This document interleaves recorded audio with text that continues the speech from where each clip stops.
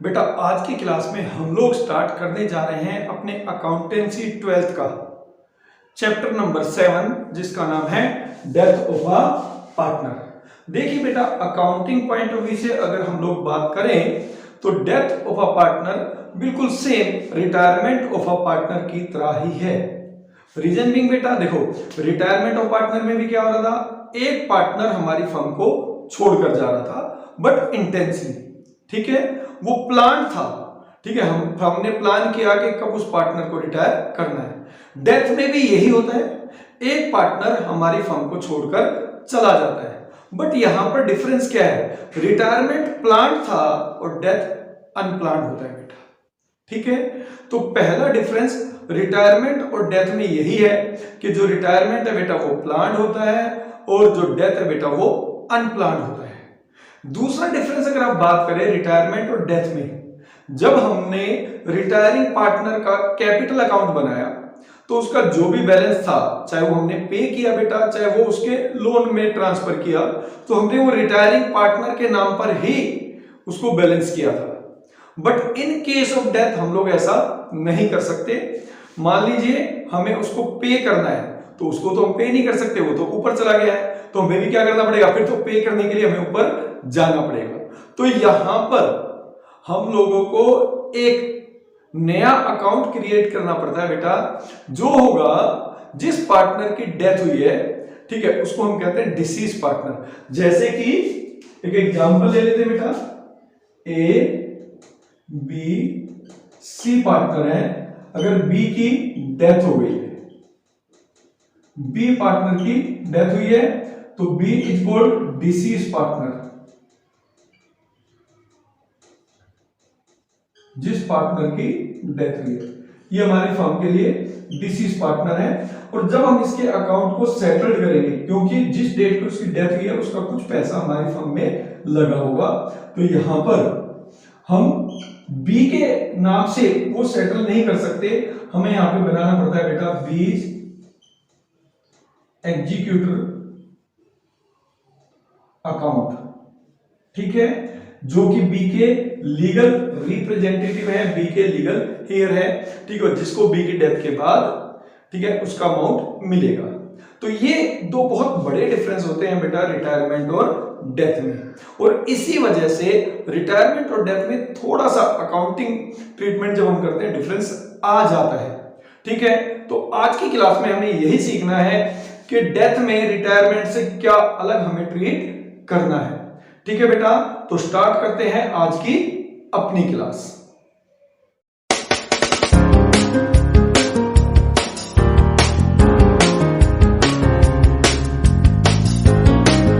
Class start करते हैं।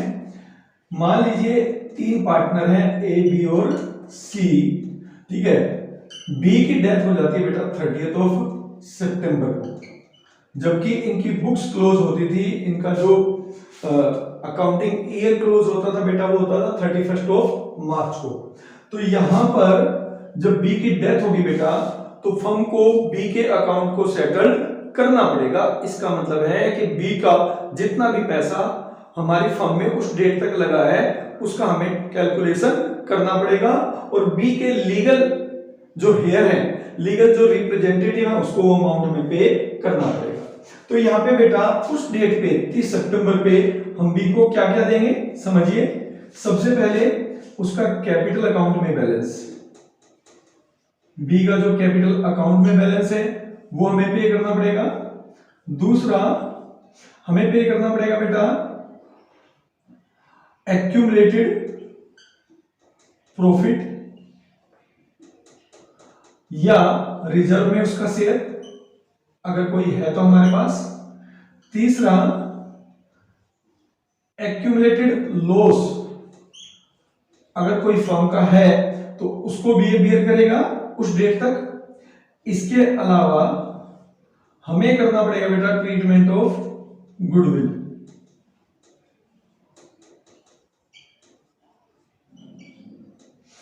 इसके अलावा revaluation of assets and reassessment of liabilities. अगर इससे कोई प्रॉफिट या लॉस है तो वो भी बी के साथ शेयर करना पड़ेगा।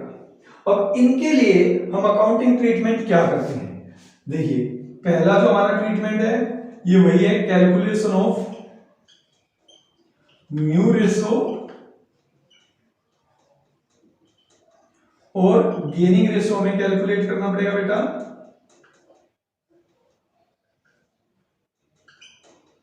दूसरा treatment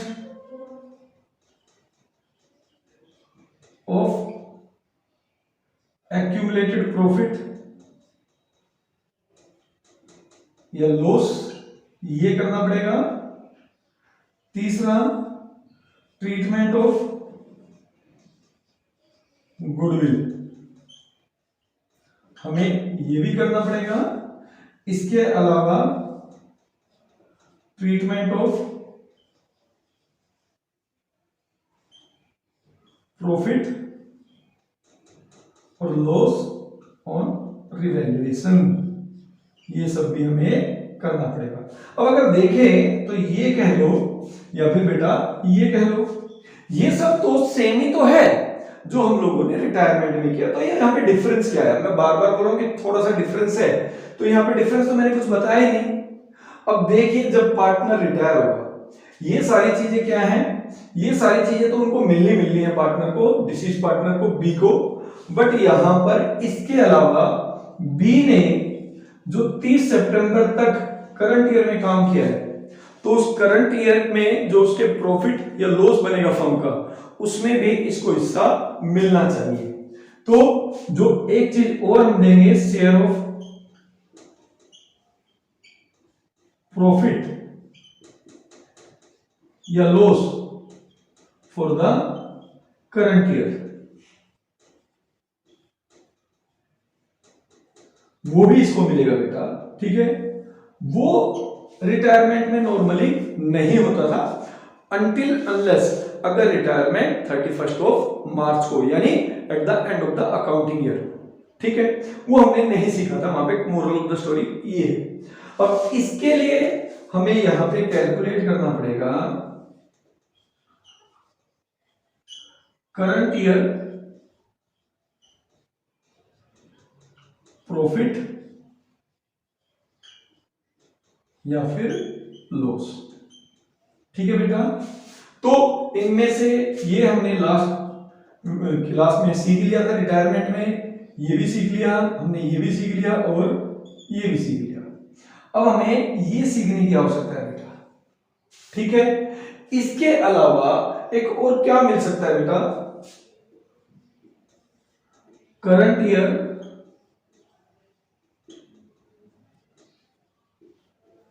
interest on capital, salary या इंटरेस्ट ऑन ड्रॉइंग। अगर इन 6 महीने में मतलब 30 सितंबर तक पार्टनरशिप डीड में मेंशन है, पहले से ये ध्यान रखना है, regarding interest on capital, salary, interest on drawing, अगर कोई प्रोविजन है पार्टनरशिप डीड में, तो इन 6 महीने का हमें इसका भी ट्रीटमेंट करना पड़ेगा। तो हम यहां पर इस क्लास में ये 2 नई चीजों का ट्रीटमेंट हम लोग सीखेंगे, ठीक है बेटा। तो सबसे पहले जो हमें सीखना है वो सीखना है calculation of current year profit for the disease partner. हमें कैलकुलेट करना है disease partner share of profit या फिर loss for the current year. Current year का मतलब है जिस साल में उस पार्टनर की डेथ होती है, उस साल में उसने जितने महीने भी काम किया, ठीक है, उस टाइम पीरियड का उसमें उसका जो भी प्रॉफिट या लॉस का शेयर है, उसको हम कैसे कैलकुलेट करेंगे। तो इसमें 2 केस है बेटा। पहला, when share of profit loss is determined by the preparing final account, means disease partner का शेयर तब निकलेगा, ठीक है, जब हम अपने फाइनल अकाउंट प्रिपेयर कर लेते हैं। तो इस केस में तो अपने को क्या करना है बेटा, अपने को trading and profit and loss बनाना है, उसके बाद profit and loss appropriation prepare करना है, और जितने भी पार्टनरशिप डीड के प्रोविजन है वो फॉलो करने के बाद जो प्रॉफिट बचता है उसको हमें पार्टनर्स में डिवाइड कर देना है। तो यहां पे जो एंट्री होती है बेटा, वो एंट्री होती है P&L appropriation account debit. To partners capital account या फिर करंट अकाउंट, जैसा भी आपका केस होगा, being profit distributed among the partners. तो नॉर्मली बेटा ये जो केस है ये आता नहीं है। हम ये कहेंगे भैया साल के एंड में पार्टनर्स की डेथ हो गई, ठीक है, उसके बाद हमें उसके प्रॉफिट का शेयर निकालना है, तो उस केस में तो फिर यही ट्रीटमेंट होगा, फिर वो प्रॉफिट तीनों ही पार्टनर्स में ओल्ड रेशो में डिस्ट्रीब्यूट हो जाएगा। ठीक है बेटा, अब बात करते हैं दूसरे केस की। When share of profit is estimated on the basis of time, on the basis of time और on the basis of sales और टर्नओवर, ये दो अलग अलग केस हैं डिसीज पार्टनर के प्रॉफिट का शेयर कैलकुलेट करने के लिए। ठीक है, तो पहले हम बात करेंगे when share of profit is estimated on the basis of time. ठीक है, इसको एक एग्जांपल के साथ हम लोग समझते हैं। देखिए ए, बी और सी तीन पार्टनर हैं, profit sharing ratio 3:1। On 30th सितंबर बी डाइड। अब यहाँ पे 30 सितंबर को बी की डेथ हो गई बेटा, और जो इनका अकाउंटिंग पीरियड था बेटा वो 31 मार्च को क्लोज होता था, यानी ड्यूरिंग द ईयर बी की डेथ हो गई है। तो 6 महीने इस साल इसने काम किया है, तो उस 6 महीने का प्रॉफिट या लॉस उसमें जितना भी इसका हिस्सा बनता है वो हमें कैलकुलेट करना है। तो ये उसका तरीका है कैसे हम कैलकुलेट करेंगे। And continuing partner does not change his share of profit. ठीक है, वो अपने प्रॉफिट शेयरिंग रेशियो में कोई चेंज नहीं कर रहे हैं। ठीक है, वो share of profit sharing ratio लिख दो, यहाँ पे ज्यादा आपको समझ में आ जाएगा, प्रॉफिट शेयरिंग रेशियो। इसका दूसरा मतलब ये है कि उनके रेशियो में कोई चेंज नहीं आएगा, कोई नया रेशियो नहीं गिवन है। ठीक है, B share of current year profit will be calculated on the average of last 3 year profit which is 50,000, 60,000 and 70,000। तो आपको 3 साल का प्रॉफिट भी क्वेश्चन में दे रखा है, जिसके बेस पे हमें बी का शेयर कैलकुलेट करना है। तो इसमें बेटा बहुत आसान से, ठीक है, हमारे स्टेप है। हमें क्या करना है, सबसे पहले हमें कैलकुलेट करना है नॉर्मल प्रॉफिट। अगर क्वेश्चन में आपको नॉर्मल प्रॉफिट गिवन नहीं है तो हमें नॉर्मल प्रॉफिट कैलकुलेट करना पड़ेगा। ठीक है, जैसा कि हम लोगों ने ट्रीटमेंट ऑफ गुडविल में देखा था कि कुछ केस में हमारे पास नॉर्मल प्रॉफिट नहीं होता था, हमारा जो प्रॉफिट था वो अब नॉर्मल प्रॉफिट घटाने के बाद या अब नॉर्मल गेन ऐड करने के बाद निकला होता था, तो उसको हमें प्लस या माइनस करके एडजस्ट करके नॉर्मल प्रॉफिट कैलकुलेट कर लेना है। सेकंड हमें करना है बेटा सम टोटल ऑफ प्रॉफिट। हमें जितने भी प्रॉफिट दे रखे हैं उसका टोटल कर लेना है। तीसरा हमें एवरेज प्रॉफिट निकालना है बेटा। ठीक है, एवरेज प्रॉफिट कैसे निकालोगे, sum total of profit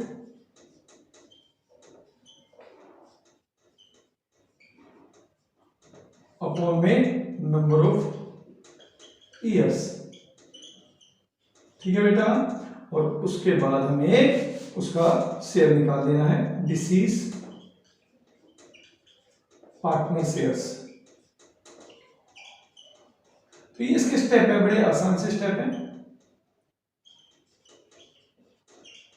of profit. ठीक है, तो यहां पे फॉर्मूला बन जाएगा average profit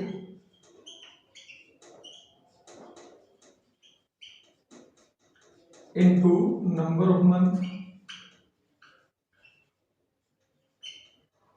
divided by 12 into में शेयर ऑफ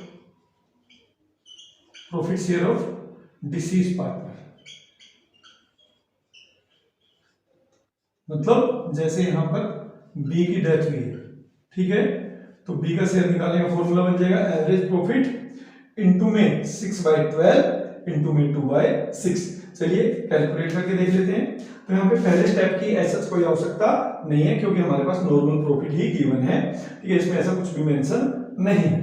ठीक है, दूसरा है एवरेज प्रॉफिट निकालना है अपने को, तो एवरेज प्रॉफिट हम लोग निकालेंगे कैसे, average profit is equal to sum total मतलब 50 plus 60 plus 70 that is 1,80,000 upon में number of year that is 3, तो एवरेज प्रॉफिट आ जाएगा बेटा 60,000। ठीक है, ये इसका एवरेज प्रॉफिट है। अब हमें इसमें बी का शेयर निकालना है, बीज शेयर ऑफ प्रॉफिट।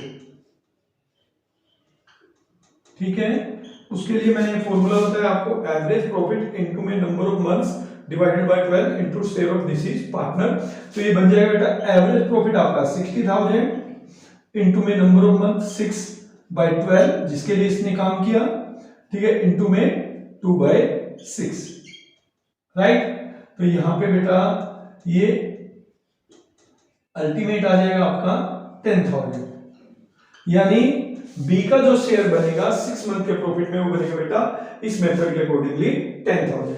अब यहां पे मैंने इसको अंडरलाइन किया है, जब कंटिन्यूइंग पार्टनर का शेयर ना दे रखा हो, मतलब they do not change the profit sharing ratio, मतलब उनका 3:2 ही है।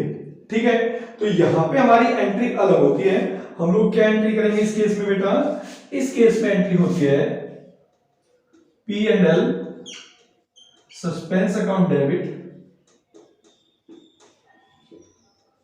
टू बीज कैपिटल अकाउंट 10,000 और यहां पे 10,000।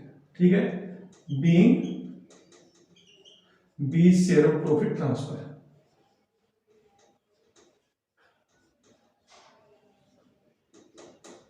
For current year calculated.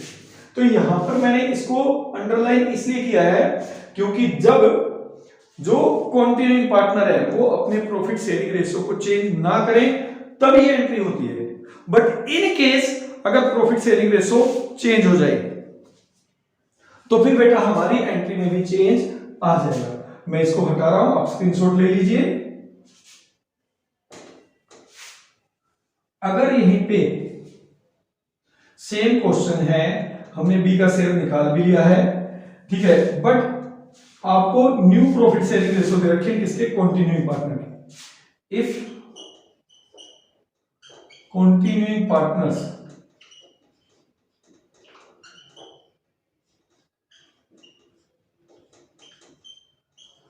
Change their ratio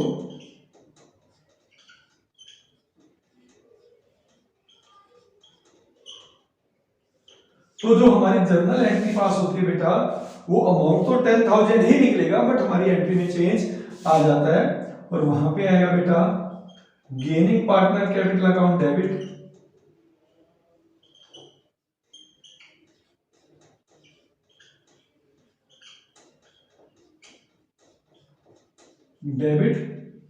two sacrificing partner capital account.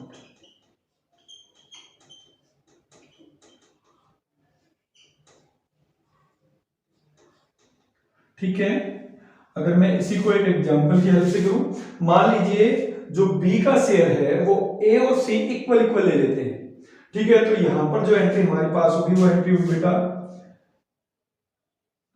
As capital account debit 5,000, C's capital account debit 5,000 to B's capital account 10,000। ठीक है, मैं इसको हटा देता हूं। ये कब होगी बेटा, जब क्वेश्चन में आपको न्यू रेशियो दे रखे हो और आपको गेनिंग रेशियो का पता चल जाए।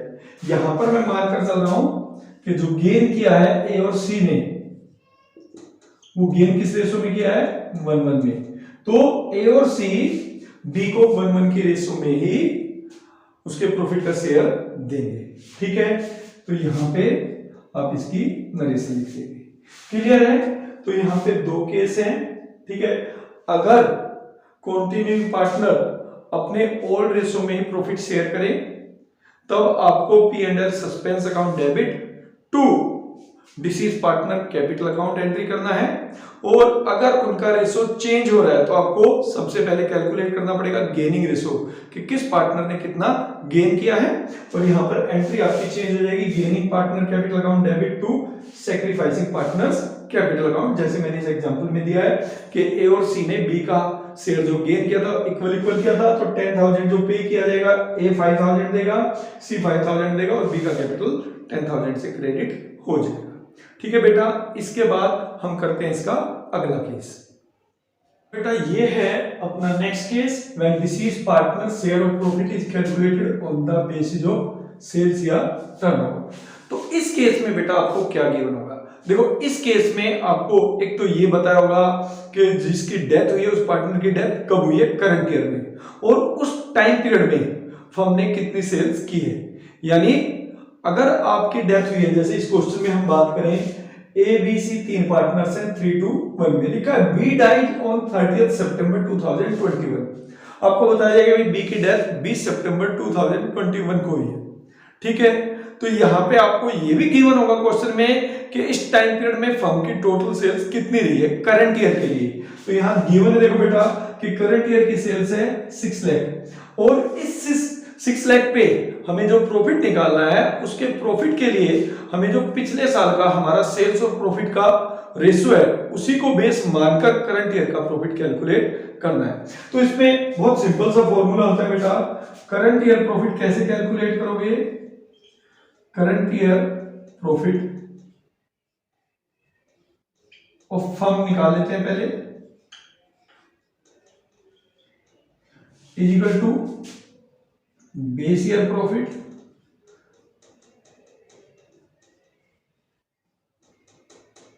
अपॉन में बेस ईयर सेल्स। हमने रेशियो निकाल लिया एक तरीके से, ठीक है, किसका? बेस ईयर सेल्स का और बेस ईयर प्रॉफिट का, इनटू में current year sales.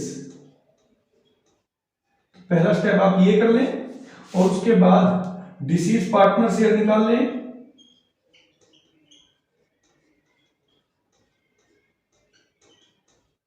Share of profit, ये करना है। हम लोग क्या करेंगे, हमारे पास फर्म का प्रॉफिट आ गया बेटा, तो यहां पे हम firm's profit for that time period आ गया,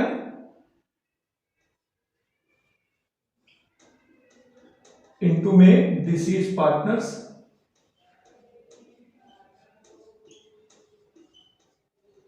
शेयर ऑफ प्रॉफिट कर दें।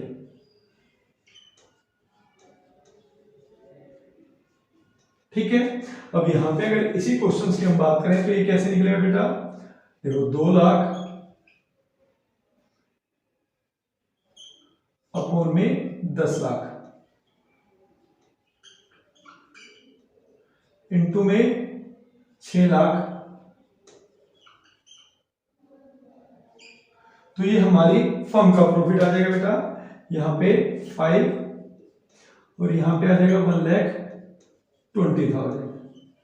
1,20,000। तो ये 1,20,000 जो प्रॉफिट आया बेटा ये फर्म का प्रॉफिट है। ठीक है, अब हमें बी का प्रॉफिट निकालना है, तो बी का प्रॉफिट, बी का शेयर कितना है उससे मल्टीप्लाई कर दीजिए 2/6, दैट इज 1/3, तो ये हो जाएगा 40,000। ठीक है ना आसान? हमने कितनी आसानी से बी का शेयर ऑफ प्रॉफिट कैलकुलेट कर लिया। अब हमें क्या करना है, हमें एंट्री पास कर देनी है। हम एंट्री करेंगे P&L suspense account debit to B's capital account. ठीक है, और यहां पे हम नरेशन में लिख देंगे B share of profit, sorry current year profit transfer to his capital account. तो ये सारा किसके बारे में था बेटा? ये था सारा calculation of disease share of profit for the current year. इसके अलावा जो डेथ ऑफ अ पार्टनर में थोड़ा सा अलग है, वो क्या है बेटा? इंटरेस्ट ऑन कैपिटल कैलकुलेट करना। इंटरेस्ट ऑन कैपिटल कैलकुलेट करने में अलग क्या है? अलग कुछ नहीं है बेटा, इसमें आपको ये ध्यान रखना है इफ पार्टनरशिप डीड में प्रोविजन है इंटरेस्ट ऑन कैपिटल का पार्टनर्स को देने का, तो केवल बी को जो दिया जाएगा वो 6 मंथ का ही दिया जाएगा, क्योंकि उसने 6 मंथ ही इस साल काम किया है और उसकी कैपिटल 6 मंथ ही यूज हुई है। ऐसे ही बेटा अगर हम बात करें बी की सैलरी की, अगर पार्टनरशिप डीड में सैलरी का प्रोविजन है बी के लिए, तो यहां पे हमें इस चीज का ध्यान रखना है कि बी को इस साल की जो सैलरी मिलेगी वो 6 मंथ की मिलेगी। ठीक है बेटा, तो ये सब था बेटा कि how treatment in case of death of a partner is different from the retirement of a partner. तो इसमें यही डिफरेंस है बेटा, इसके अलावा और ट्रीटमेंट में कोई डिफरेंस नहीं है। तो आज की क्लास में बेटा केवल इतना ही। नेक्स्ट क्लास में हम जो आज हमने सीखा है, क्या सीखा है? Calculation of deceased partner share of profit for the current year. इसी के प्रैक्टिकल प्रॉब्लम जो हैं टीएस ग्रेवाल से, उसको सोल्व करके देखेंगे बेटा। तो मिलते हैं अपनी नेक्स्ट क्लास में, तब तक के लिए बेटा आप लोग प्रैक्टिस करते रहें। Thank you.